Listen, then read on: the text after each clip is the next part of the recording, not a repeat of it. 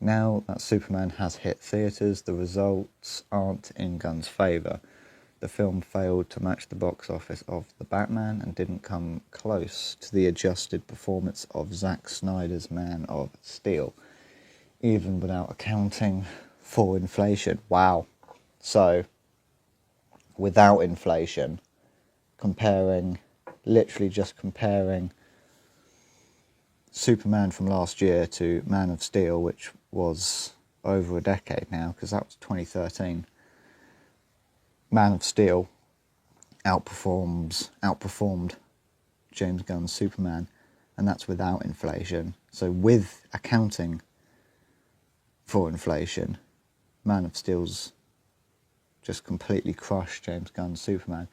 That's embarrassing. That is pretty embarrassing for James Gunn. Gunn's short response confirms that the DCU's Batman, the Brave and the Bold will feature an entirely new actor, assuming the project even happens. That's true. Before we get Brave and the Bold, we got to get Man of Tomorrow out the way. We got to get Supergirl out the way. And we got to get Clayface out the way, because Clayface and Supergirl are both this year.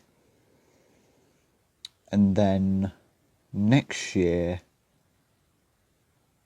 I believe next year is Man of Tomorrow.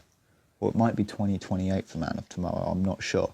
But either way, we've got a few films to get out of the way before we get to Brave and the Bold. So, I mean, the results of Supergirl and the results of Clayface may affect how this universe continues.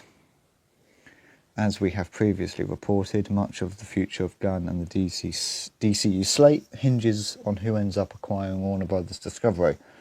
Gunn also confirmed his future was in question. Yeah, so with this, there is multiple factors. It is quite the equation, quite the formula, and there is a lot going on. There is a lot in play. So yeah, we have to take everything into consideration here. We have to consider how the Warner Brothers Discovery deal acquisition plays out. It's looking like it's fairly concrete that it's going to be Netflix, but things could change. The deal isn't done. People think that it's a done deal. It isn't. In actual fact, it's not a done deal.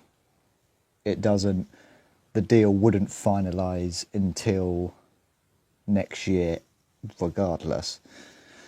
So with what happens to Warner Brothers Discovery is not certain. None of it's a done deal.